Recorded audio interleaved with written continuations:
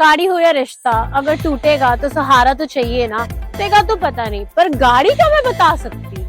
कोई भी आपकी इमरजेंसी सिचुएशन है, आपकी गाड़ी फंस रही है, फ्यूल खत्म हो गया, कार लॉकआउट हो गया, कोलिजन हो गया, कोई प्रॉब्लम नहीं है, ए स्टार आएंगे। They're available 24/7, आएंगे, आपकी हेल्प करेंगे। All you have to do is give them a call and they'll be there. अब मुझे तो मेरा सहारा मिल गया, अब आप इस रील को सेव करो और आप भी अपना सहारा ढूंढो।